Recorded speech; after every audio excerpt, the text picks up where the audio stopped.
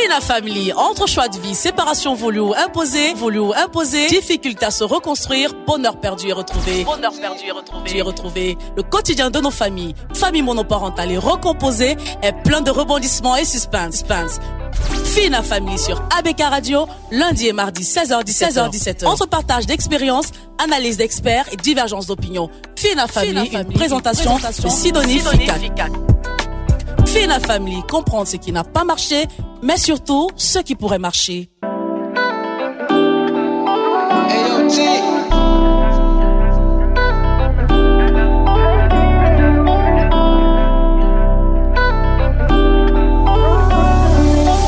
Bien de choses à vous, chers auditeurs, et merci d'être de nouveau des nôtres et d'honorer cet autre rendez-vous de Fina Family. La notion de famille monoparentale, disons-le, apparaît d'abord dans les pays anglo-saxons sous l'appellation de One Parent Family. Dans la seconde moitié des années 1960, en France, le terme monoparental est importé par des sociologues féministes qui, 10 ans plus tard, essentiellement en ce qui concernait les foyers avec une mère divorcée ou veuve. L'expression donc de famille monoparentale apparaît dans les définitions statistiques en 1981 du côté de la France pour désigner une famille avec un parent sans conjoint vivant avec un ou plusieurs enfants âgés de moins de 25 ans.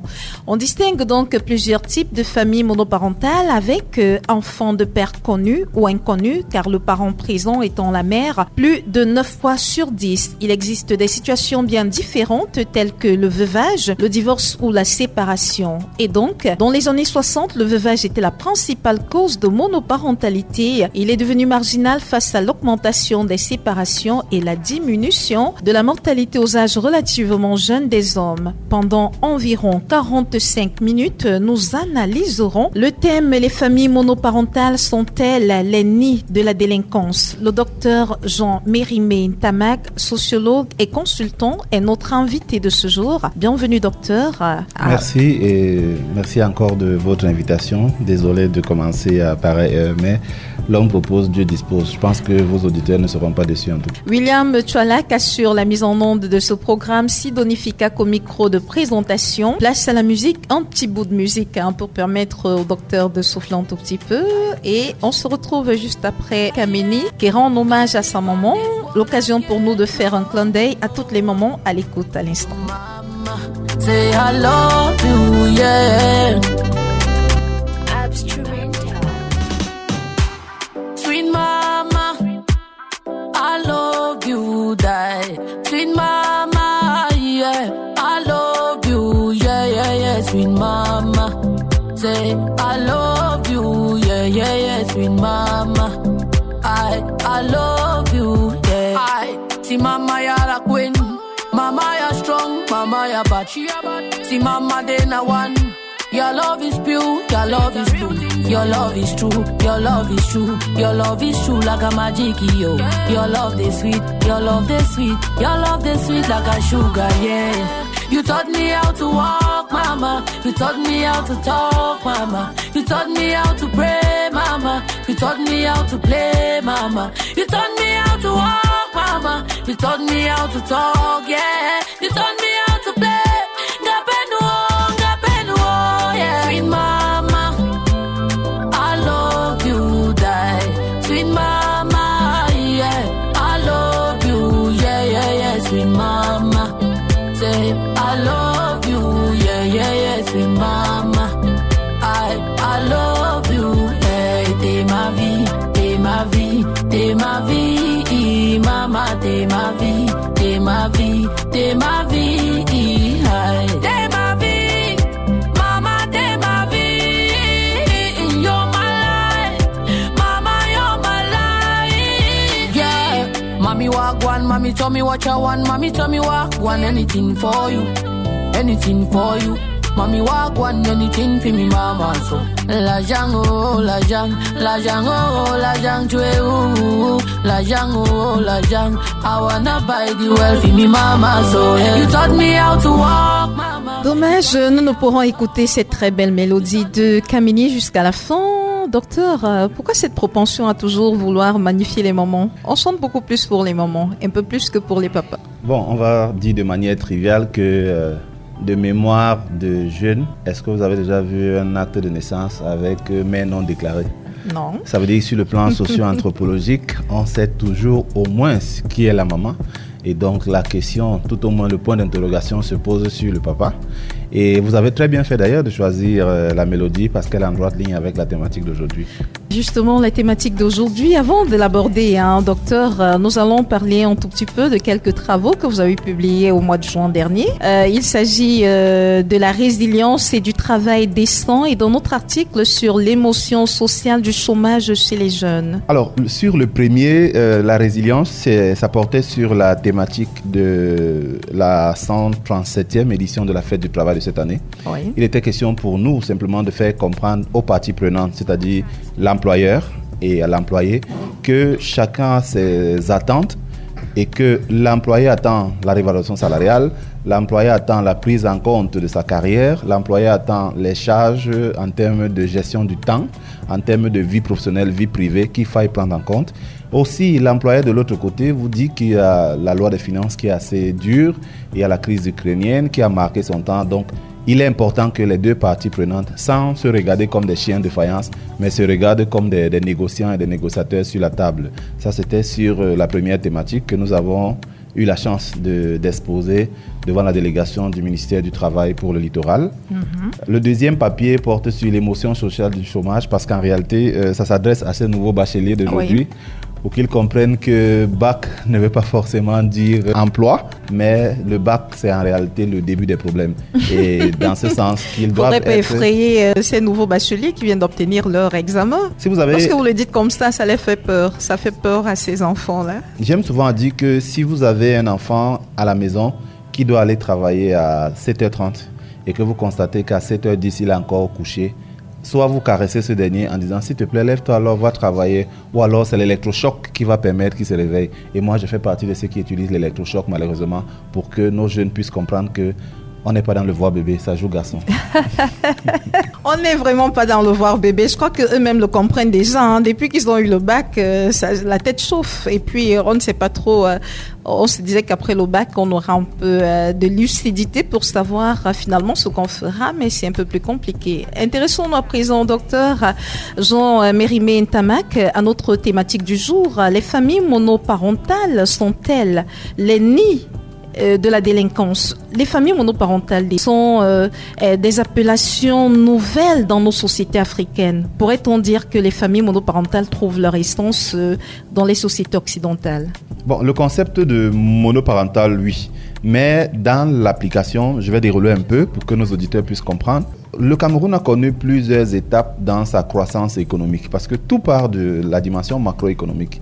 Et dans les années 90, on a connu ce qu'on appelle la crise des apporteurs. C'est-à-dire que la crise économique a fait en sorte que l'homme qui était le principal pourvoyeur économique dans la maison, avec les licenciements, les compressions du personnel dans les entreprises publiques et parapubliques, on remettait l'indemnité de licenciement aux parents et ils rentraient à la maison, ils s'asseyaient avec madame et on essayait de faire le projet d'avenir. L'homme va acheter le taxi, il se lance et la maman va commencer à faire le poisson, etc. Et donc, on est sorti de la dynamique d'un apporteur aux dynamiques de foyer à deux apporteurs.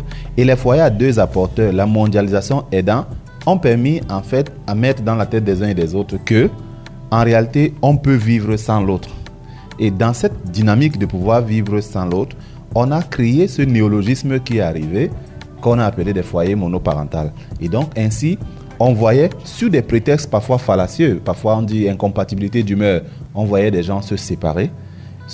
Parfois même l'incompatibilité d'humeur voudrait dire qu'en réalité, maintenant moi la femme, je suis autonome, j'ai déjà mon activité et je peux vivre sans toi. Et donc dans cette posture-là, on est arrivé à adopter ces concepts qui venaient de l'extérieur pour traduire nos réalités. Et heureusement ou malheureusement aujourd'hui, lorsque vous lisez le rapport du BICREP et celui de l'Institut national de la statistique, vous verrez que la propension, ça s'appelle en administration de statistique, la propension des foyers à un apporteur représentant parfois à plus de 75% les femmes sont aujourd'hui l'ossature du foyer monoparental. Donc on ne pourrait pas dire que c'est l'émancipation de la femme qui est à l'origine justement de cette propension des familles monoparentales. Cette émancipation a une base. La femme je ne veux pas qu'on fasse une fixation sur la femme, mais comme c'est elle qui est plus enclin, n'est-ce pas, dans cet article de monoparental, on va dire que cette émancipation provient du fait que celle-ci estime que financièrement, elle est autonome.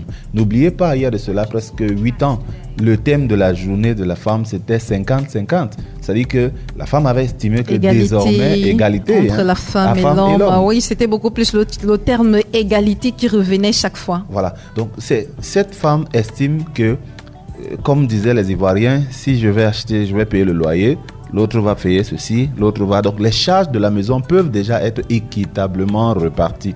Et donc, lorsqu'on estime qu'on peut équitablement faire le travail de l'autre, ça nous donne des sensations d'émancipation. Et dans cette émancipation, on pense qu'on peut s'en sortir seul. Et on va y revenir tout à l'heure sur les conséquences de cette perception de pouvoir s'en sortir seul dans l'optique monoparentale. Docteur Jean-Mérimée Tamac, est-ce que ce n'est pas le chômage aujourd'hui qui est à l'origine de cette propension à avoir les familles monoparentales? Le chômage dans quel sens? Parce que les jeunes aujourd'hui, les jeunes garçons qui sont ceux-là qui sont appelés à avoir des femmes, à construire des familles, n'ont pas une stabilité financière qui puisse leur permettre de le faire. Est-ce que c'est pas peut-être aussi l'évolution des paradigmes chez les parents? Parce qu'on voit de plus en plus des parents qui disent à leurs filles, si tu n'arrives pas à te marier, il vaut mieux me faire un enfant. Et puis, il y a aussi cette facilité à divorcer. Les gens aujourd'hui, c'est facile pour eux de divorcer lorsque ça ne va pas. C'est les parents, c'est les frères et sœurs qui vous disent vraiment, si ça ne va pas, le mariage n'est pas une fin en soi. Reviens à la maison. Bon, je pense que les responsabilités sont partagées. Aujourd'hui, s'il faut d'abord prendre le premier élément nucléaire, c'est-à-dire les jeunes eux-mêmes. Aujourd'hui, quelle est la perception que certains jeunes, parce qu'il ne faut pas globaliser, quelle est la perception que certains jeunes ont de la question du mariage? De plus en plus, vous voyez des gens qui se sont rencontrés dans un espace bien déterminé. Parfois, c'est de manière virtuelle. Ils ont eu à sortir du virtuel au réel, passer un bon petit moment ensemble et directement, on active le cliché mariage. Maintenant qu'on est dans le mariage, on constate qu'on n'est pas compatible. Il y a le fait qu'on ne connaissait pas son partenaire et les fissures commencent. Les deuxièmes nids de fissures commencent même parfois quand la femme est enceinte. Parce que parfois, lorsqu'on analyse parfois certaines statistiques, on se rend compte que les dysfonctionnements en termes d'infidélité commencent quand la femme est à 4 mois de grossesse. Ça, c'est seulement sur ce point. Et quand je dis les responsabilités sont partagées, c'est parce qu'autrefois, on comprenait que le mariage, c'est 2 familles. Mais aujourd'hui, vous avez certains jeunes qui en arrivent à comprendre que le mariage, c'est 2 personnes et qui vont aller 2 avec certains amis. Ils vont d'abord signer l'acte. Et c'est un jour, moi, je travaille par exemple dans une structure qui est à côté de la morgue à Deido. Et je vois souvent certaines pratiques terribles. En cas de décès, la famille a tout fait, vous vous apprêtez et vous voyez quelqu'un venir vous brandir l'acte de mariage. Et le corps change de voiture. Vous voyez comment on est en train d'enlever le corps sur la dépouille sur le corps, la voiture de la famille pour mettre dans la voiture du mari qui avait son acte dans la poche. Donc je dis que les responsabilités sont partagées. Nos familles aussi ont fui devant les responsabilités. Parce que quand vous voyez certaines familles où la liste de la dot, c'est un journal 100% jeune, ça aussi, ça participe un peu à ne pas consolider. Non, mais les parents avaient ce journal 100% jeune et ils se mariaient. Mais les parents avaient au moins cet esprit qui voudrait que le mariage, c'est l'union de 2 familles. C'est-à-dire, les familles s'arrangeaient à aller voir l'autre famille et dire que la dot ne finit pas. On va aller tout doucement. Il y aura toujours les cas de décès, on va contribuer. Il y a les cas d'événements heureux, on va contribuer. Mais aujourd'hui, certains parents sont assez rigides. C'est aussi l'occasion pour nous d'intercepter les parents pour dire que ce n'est pas parce que peut-être vous n'avez pas été doté que vous voulez voir en vos enfants des produits marchands. De l'autre côté, il y a aussi le fait de la mondialisation. N'oublions pas ça. La mondialisation a apporté quand même cet effet dit de modernité qui voudrait que les uns et les autres estiment qu'ils peuvent s'affranchir de nos us et coutumes. Mais revenons en disant que si chacun essaie de jouer son rôle, vous allez voir qu'on aura davantage des foyers qui mettent davantage long. Parce que vous avez interrogé les procédures de divorce. Mais si vous allez dans un tribunal comme Dokoti, sur 10 cas de litige, vous verrez que les litiges fonciers, c'est la plus grande part. Et les deuxièmes, c'est les cas de dysfonctionnement, ce qu'on appelle encore les cas de divorce. Aujourd'hui, à la vitesse qu'on se marie, c'est apparemment à la même vitesse que les jeunes se séparent. C'est que les parents aussi n'ont pas transmis les valeurs du mariage à leurs enfants. Est-ce que les jeunes sont disposés à apprendre? Est-ce que les parents ont le temps même de transmettre? Parce qu'ils ne sont plus forcément là. Si les parents peuvent avoir leur part de responsabilité du fait que la société d'aujourd'hui impose le mercantilisme. On est dans des foyers où l'homme sort, la femme sort, l'enfant est éduqué par les nounous, etc. Ça, c'est un fait. Mais aujourd'hui, reconnaissons quand même que la plupart d'entre nous, quand on réussit à s'affranchir, parfois on voit ses parents comme ceux qui ont raté. Parfois on voit même ses parents, ses grands-parents comme des sorciers, des sorcières. On ne va même plus prendre conseil auprès de ces derniers. Donc je dis que aujourd'hui on pense qu'avec la connexion de 100 francs derrière son téléphone, puisqu'on a le monde devant nous, on estime qu'on a plus de connaissances même que nos parents. Pourtant, on a ceux des nôtres qui ont accumulé des dizaines, voire des vingtaines, trentaines, 40 années dans le mariage. Ça ne veut pas dire que c'était un long fleuve tranquille, mais on a réussi à se comprendre. Pourtant, aujourd'hui, à peine vous avez un dysfonctionnement avec votre conjoint, premier réflexe, je te bloque. Et quand je ne m'arrête même pas d'abord à te bloquer, je commence par les statuts visés. Là, tu sens qu'ici, on s'adresse à toi indirectement. Oui. Et c'est compliqué dans l'environnement. Mais c'est une façon de manifester aussi sa colère. Et quelle est donc la place du consensus? Parce qu'en réalité, le consensus est l'élément qui permet d'arbitrer les conflits. Les conflits vont toujours exister du fait que lorsque deux personnes se mettent ensemble, c'est deux mentalités, c'est deux éducations, c'est deux schèmes de configuration qui se mettent ensemble. Le seul élément qui peut être là, c'est le consensus. Mais quand on ne veut même pas le consensus, vous avez des foyers aujourd'hui où, à cause, je dis bien, d'un dysfonctionnement, parfois même basé sur la rumeur, parce que la rumeur est toxique pour la relation. Mais on a du mal à se rapprocher. On n'est pas assez humble. On retrouve à dire l'humilité quand c'est des âneries, nos quotidiens. Mais quand il faille vraiment être humble vis-à-vis de son partenaire, certaines prennent ça comme la faiblesse, malheureusement. Les familles monoparentales, docteur, ont presque tendance aujourd'hui à rivaliser en termes de chiffres avec les familles conventionnelles. On les voit un peu plus. C'est une vue de l'esprit, on se trompe ou alors c'est un fait? Non, c'est un fait. C'est un fait réel parce que de plus en plus, et je vais ajouter dans vos statistiques, de plus en plus, ce sont des femmes qui sont appelées aussi bien en milieu urbain qu'en milieu rural et même en milieu périurbain. C'est les femmes qui sont beaucoup plus enclins à cette nomenclature de famille monoparentale. C'est-à-dire pour nos auditeurs qu'on retrouve plus des femmes vivant seules à élever l'enfant, c'est-à-dire en étant en même temps le père et la mère de l'enfant, pour une raison ou pour une autre. Parfois, c'est des raisons, on a évoqué dans vos propos préliminaires, parfois c'est des cas de décès, parfois c'est des cas de divorce, parfois c'est des cas de séparation, parfois séparation consensuelle, mais aussi parfois de séparation conflictogène, qui fasse en sorte que on interdit carrément à l'enfant de ne pas franchir les barrières de tel. Quand tu pars à l'école, si tel te salue, c'est la guerre, etc., etc. Donc, les femmes sont beaucoup plus assujetties à ce phénomène. La raison est simple, n'est-ce pas? Oui. Une partie de la loi dit que pour pouvoir bénéficier de l'encadrement de son enfant, tout au moins sur le plan de la présence physique, il faudrait au moins que l'enfant soit âgé de tel âge. Donc, avant cet âge-là, la femme a tous les droits sur l'enfant. Donc ça, c'est le côté juridique qui encadre cela. Mais aussi dans les faits sociaux de notre quotidien, on sait que la femme a quand même cette dose d'humanité, cette dose de sensibilité. De maternité aussi. Oui, qui voudrait quand même que quand l'homme est en villégiature, qu'elle puisse couvrir les enfants comme une mère poule couvre ses œufs. Docteur, est-ce que le fait pour la société d'avoir érigé le mariage comme un modèle de réussite n'est-il pas finalement l'une des causes de cette monoparentalité en forte croissance chez nous? Je le dis pourquoi. Je prends l'exemple de cette fille qui va peut-être accepter de tomber enceinte d'un garçon parce qu'elle espère le retenir et faire de lui son futur époux. Ou bien je prends encore l'exemple de cette fille qui à partir d'un certain âge est pratiquement harcelée du fait de ne pas être mariée. Et donc, elle accepte celui qui lui fait la proposition sans prendre la peine de l'étudier et de le vivre. Et au bout de quelques mois, bam, c'est la séparation et les enfants sont déjà là. Elle est obligée de partir avec les enfants ou alors de les laisser avec leur papa. Je vais prendre une allégorie pour bien illustrer ce que vous êtes en train de dire. J'avais mon enseignante, imaginez-vous un professeur titulaire d'université, une dame, son père est décédé. Tous nous sommes arrivés au village.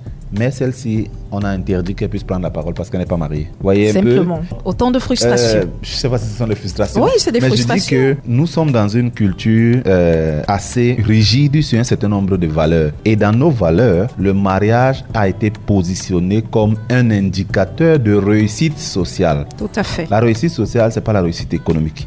La réussite sociale, c'est ce que Maslow a appelé l'estime des autres. C'est-à-dire que dans la pyramide des besoins, Lorsque les besoins de base sont remplis par votre famille, c'est-à-dire manger, boire, dormir, deuxième niveau, c'est les besoins de sécurité remplis également par votre famille au travers du fait de vous envoyer à l'école, etc., etc. Il advient le troisième niveau, c'est le besoin d'estime de soi. C'est-à-dire, vous pouvez déjà avoir ce que vous voulez, acheter ci, acheter ça. Mais maintenant, l'estime des autres se construit par le fait que pour votre famille, le fait de vous mettre dans le marché des émotions, on va appeler ça comme ça, dans le marché des émotions, et que vous trouvez preneur dans ce marché des émotions. C'est pourquoi vous allez remarquer que lors des mariages, l'une des chansons les plus vulgaires, on dit parler encore, c'est-à-dire que c'est pour dire que notre produit marchand a eu gain de cause sur le marché des émotions, et ce marché est tellement rude, tellement conflictogène, tellement concurrentiel que nous avons réussi. Et nous avons réussi pourquoi ? Parce que la base a été bien ficelée. Donc, dans notre anthropologie, heureusement ou malheureusement, je ne sais pas, le mariage a été érigé en modèle de réussite sociale. Et la monoparentalité aujourd'hui, en l'état actuel, est-ce qu'on peut la considérer comme un problème de société dans notre pays ? Aujourd'hui, dans nos sociétés, le foyer monoparental, c'est considéré comme un échec social. Sur le plan social, c'est un échec. C'est-à-dire que de manière triviale, quand on voit une femme seule à un certain âge, vous avez toutes les étiquettes sociales. Tout à fait. Vous êtes stigmatisé. Tout à fait. On est capable de vous dessiner votre passif sans avoir vécu avec vous. Tout à vous fait. avez des gens qui vont vous dire que parce que vous êtes ci ou ça. Donc, notre société a des clichés comme ça qui sont construits du fait de notre soubassement socio-culturel. Et est-ce que c'est mauvais ? Peut-être. Aujourd'hui, on peut avoir des limites quand même à apporter à ce genre de choses parce qu'il y a des femmes pour qui le mariage n'est pas une fin en soi. Mais maintenant, elles sont libres de le penser, elles sont libres de faire ce choix de vie. Elles sont libres en tant que personnes intitulées personnes. Mais maintenant, elles appartiennent à une communauté. Ce message ne peut pas faire passer à une communauté. Vous ne pouvez pas faire asseoir tous vos cousins, cousines, parents, etc. pour dire « moi, je ne veux pas me marier ». Non. On va non seulement vous stigmatiser, mais faire ce que Bourdieu a appelé les bonnes raisons. On va même trouver des bonnes raisons. On va dire, comme vous voyez là, même dans une secte, la secte là voudrait qu'elle ne se marie pas. Ou alors, comme vous voyez là, elle doit être recto verso, etc. Donc je dis, on a ces clichés qui sont basés sur le fait que le mariage est un phénomène, est un fait social même à la limite. Parce que le fait social a 5 caractéristiques. Première caractéristique, c'est qu'il est antérieur à nous. Nous sommes nés, on a trouvé le mariage. On va mourir, on va trouver le mariage. Deuxième caractéristique, il est coercitif. Le mariage s'impose à nous. Parce que ce que vous venez de dire tout à l'heure, est-ce qu'on est obligé ? Effectivement, parfois on n'est pas obligé, mais la société nous l'impose. Donc, ne serait-ce que sur ce point. Et le troisième, je vais évoquer le troisième pour m'arrêter sur ce point, c'est la généralité. Même si vous allez en Inde, on parle de mariage. Tout à fait. Quels que soient les coins du monde où vous pouvez aller, on parle de mariage. Donc, en réalité, ce qu'il est important pour nous, c'est de concevoir le mariage comme un partenariat et non plus forcément comme une fin en soi. Un doigt accusateur est souvent pointé sur la maman célibataire à qui on fait le reproche quelquefois d'être insoumise et de s'arroger, par exemple, la garde de l'enfant alors qu'elle n'en est pas capable et n'en a pas les moyens. Ceux qui le pensent ont-ils tort de le faire ? Bon, ça dépend. Ça dépend des modalités et des variables qui sont mises en exergue. Vous savez, il y a des mamans qui estiment que tant qu'elle n'a pas l'enfant, elle va perdre un certain nombre d'avantages du fait du père de l'enfant. Il y a des mamans qui estiment notamment l'argent de ration, l'argent de goûter. Par exemple. Même pas seulement. Vous oubliez les éléments de surfacturation. Ah, d'accord. Où on appelle le père, on fait appeler l'enfant par père que dis à ton père que tu es malade. Change même ta voix. C'est-à-dire qu'il y a un centre de formation informel qui est positionné là pour dégrader un certain nombre de tissus sociaux. Donc, il y a ça, ce qui est un fait. Mais à côté, n'oublions pas aussi qu'il y a des mamans qui estiment qu'une autre femme ne peut pas venir élever son enfant. Et elle a cet orgueil-là, estimant qu'elle est la seule qui puisse donner à l'enfant l'orientation nécessaire. Et surtout, elles font parfois quelque chose de très important, c'est qu'elles ne ferment pas la porte au père de l'enfant. Tout à fait. Il peut venir rendre visite à l'enfant quand il veut, etc. C'est bien encadré, il faut appeler avant, etc., etc. Mais elle estime qu'elle ne peut pas laisser qu'une personne puisse se charger de l'éducation de l'enfant, parce que l'école va se charger de l'instruction. Est-ce que c'est de manière calculateur ?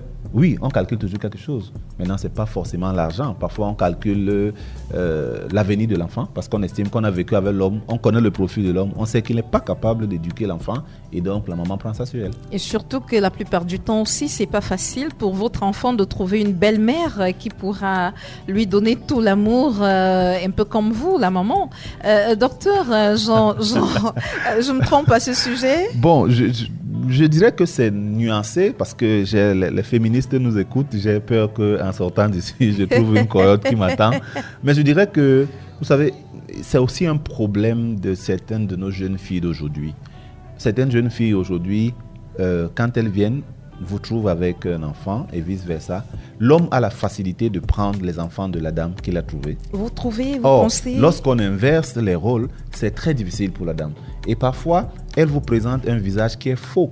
Lorsque vous êtes là, elle vous présente tout ce qu'elle peut faire comme encadrement émotionnel de l'enfant. Mais mettez les petites caméras dans la maison et sortez, je vous assure, étant dans votre bureau, vous voyez ce qu'elle fait à l'enfant à la maison. Le premier réflexe que vous aurez, c'est de courir et de faire ceci.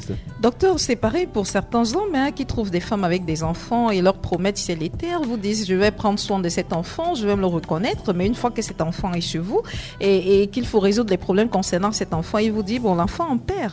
Lorsque les problèmes se posent. Chez les hommes, même davantage, c'est plus grave de nos jours. Parce que vous avez des hommes qui, parfois, du fait de leur appartenance dans des choses compliquées, peuvent détruire votre enfant. Tout à fait. Aujourd'hui, ils n'ont même plus peur, ces hommes-là, de l'orientation de l'enfant. C'est-à-dire que ce soit le garçon ou la fille, ils sont capables de détruire l'enfant dans le sens que nous connaissons tous. Donc je dis, prudence, prudence, prudence. Les foyers monoparentaux, c'est une problématique d'actualité, mais il est important que, avant de se séparer avec son conjoint, qu'on ait utilisé toutes les voies de recours possibles. Certains spécialistes estiment, docteur, que les enfants issus des familles monoparentales vivent dans une grande précarité, ce qui favorise que, du fait de l'éducation insuffisante, que ces derniers soient exposés un peu plus à la délinquance, la prostitution pour certaines filles, l'échec et bien d'autres vices. Est-ce que c'est raisonnable de penser ainsi? Oui, c'est raisonnable dans la mesure où lorsque l'enfant est dans un foyer monoparental, il y a la notion de vulnérabilité. Cet enfant est vulnérable du fait que, ce parent qui reste, parfois est obligé de vaquer à ses occupations. Tout à fait. Cet enfant, parfois, est éduqué soit par le voisinage, soit par les masses médias, que sont le téléphone, la télévision, etc. Et donc, c'est un enfant assez vulnérable. C'est vrai que la vulnérabilité dont il est question ici ne conduit pas toujours à la criminalité, ou alors la vulnérabilité dont il est question ici ne conduit pas toujours à la déviance, en termes de déviance sexuelle, de prostitution, etc. Mais reconnaissons que c'est un enfant qui est vulnérable sur le plan de l'encadrement psychologique. C'est un encadrement qui est partiel sur le plan de la chaleur même, parce que n'oublions pas, quand l'enfant est petit, il conçoit son père comme celui-là qui est capable de te protéger de tout danger. C'est son héros, voilà. Et il conçoit la mère comme l'oreiller où on peut venir à tout moment se reposer. Donc, d'une manière ou d'une autre, il y a ce déséquilibre émotionnel-là qui fait en sorte que l'enfant devienne vulnérable.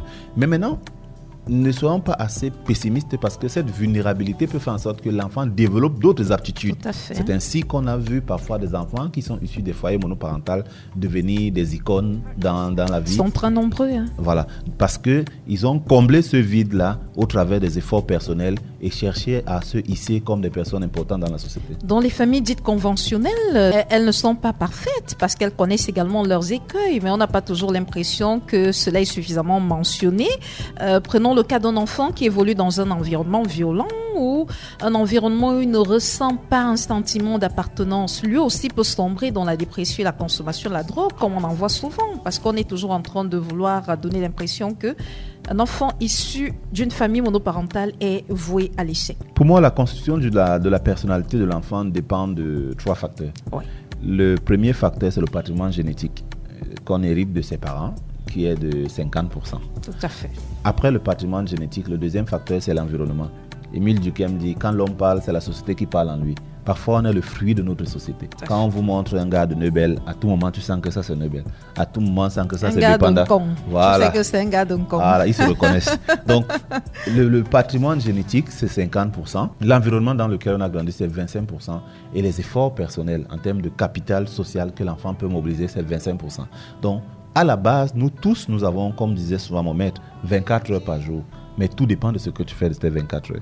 Il y a des enfants qui estiment qu'ils ont intériorisé les souffrances de leur maman. Pour ceux qui sont dans les foyers monoparentaux, ils ont intériorisé ces souffrances, ils observent comment leur maman travaille et dans leur tête, cette souffrance sert, n'est-ce pas, d'engrais, de catalyseur pour se dire que je vais travailler dur pour que demain ma mère soit fière de moi. Donc, on voit des exemples. Et ce travail, malheureusement, c'est pas toujours fait dans les foyers dits normaux, parce que dans un foyer normal, l'enfant peut trouver l'échappatoire d'un parent ou de l'autre. Vous allez trouver que parfois c'est la mère qui est assez rigide et le père tend à être celui qui développe des éléments de souplesse. Et parfois c'est derrière ces éléments de souplesse que certains enfants se cachent pour être de véritables gangrènes dans la société. L'État a-t-il un rôle à jouer donc pour accompagner ces familles monoparentales finalement? L'État ne peut ne pas avoir un rôle. N'oubliez pas que parce qu'on n'a pas l'impression que l'État prend conscience de ce phénomène de famille monoparentale qui est pourtant une réalité chez nous désormais. L'État c'est nous, l'État c'est vous et moi. C'est nous tous qui formons l'État. Ne voyons pas forcément l'État comme cette macro-structure qui va venir nous dicter des us et coutumes. Non. Je pense qu'il est important, par exemple, que les femmes ne prennent pas seulement le 8 mars comme un jour de soulevé, mais davantage comme un jour de plaidoirie. Le plaidoyer voudrait que pendant toute une année, qu'on mène des actions pour amener l'État à comprendre que le phénomène de foyer monoparental est un véritable phénomène social qu'il faille encadrer. Encadrer sur quel plan? Les parents, par exemple, ici de ces foyers, peuvent avoir des facilités dans des établissements dits publics. Tout à fait. On va se rendre compte davantage que si une femme élève son enfant seule, elle se rend dans un lycée pour avoir la place pour son enfant, qu'il y ait des facilités dans ce sens. Dans les hôpitaux publics, les femmes, ou alors les parents, disons ça comme ça, pour ne pas faire une fixation pour la femme, les parents issus des foyers monoparentaux peuvent avoir des facilités au niveau sanitaire, peuvent avoir des facilités au niveau éducatif. C'est dans ce sens que l'État peut le faire. Mais pour que l'État le fasse, il faudrait que ça vienne par la base. Et la base, c'est les plaidoyers. Et le plaidoyer doit être porté par la femme. Les femmes ne doivent pas seulement être des influenceurs qui, en longueur de journée, nous parlent des choses qui n'ont rien à voir avec les problématiques qui minent notre société. Docteur, et la place des hommes finalement dans cette histoire? Parce que si aujourd'hui, familles monoparentales qui sont constituées majoritairement des foyers, des mamans célibataires qui prennent soin de leurs enfants, c'est parce que quelque part, il y a eu ces hommes qui ont disparu à un moment donné. Ils ont aussi une journée comme les femmes. Bon, c'est de manière triviale, mais pour dire que, en réalité, il faut qu'on comprenne simplement que ce n'est pas quand ça nous arrange qu'on cherche les hommes, non. L'allégorie est claire. Il devrait être responsable. L'allégorie est claire, derrière un grand homme se cache une femme. C'est-à-dire qu'à chaque fois, on ne fait pas l'enfant seul. On parle des foyers et ces foyers ne se sont pas constitués seuls. Même ces femmes qui vivent dans ces situations de foyer monoparental-là ont un homme quelque part qui est caché, qui fait ce qu'il doit faire. Mais de manière officielle, elles sont seules. Officieusement, elles sont accompagnées par les hommes. Je dirais simplement qu'il est important que chacun essaye de jouer son rôle sans voir forcément l'autre comme une victime.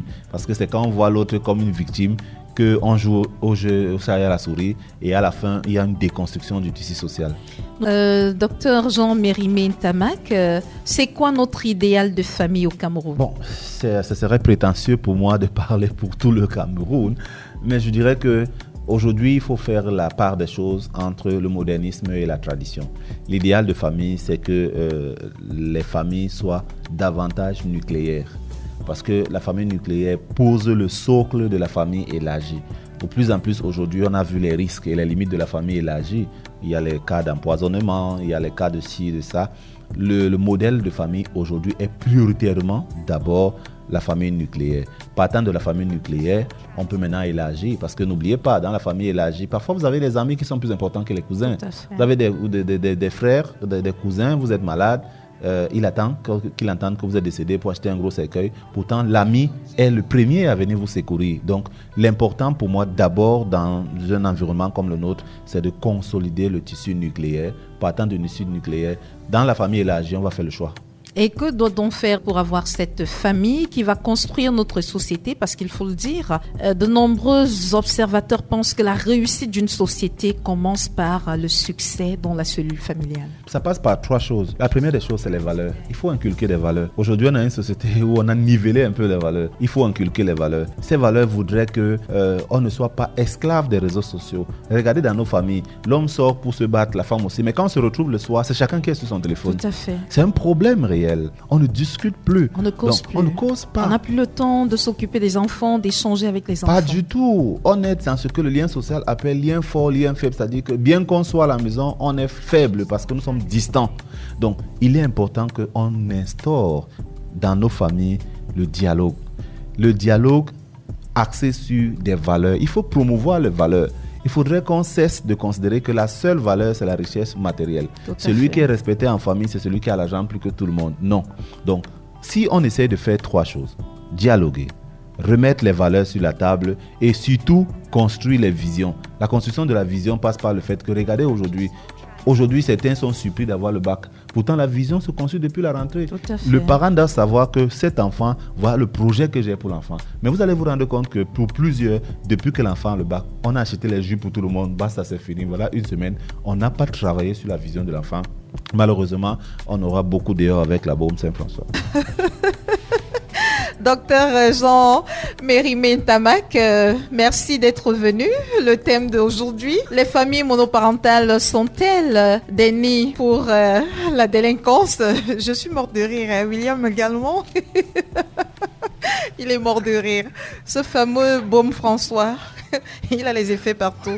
Voilà, merci d'être venu, docteur. Merci pour cette belle émission que vous nous avez offerte. On n'a pas pu vraiment jouir de votre présence. Bon, on va remettre ça, docteur. On va donner rendez-vous à nos auditeurs dans un futur relativement proche. Merci, chers auditeurs, d'avoir été à l'écoute. Demain, c'est un autre jour. William Choualak à la mise en onde de ce programme Sidonie Fikak, à ce micro de présentation. Je vous remercie de votre aimable attention.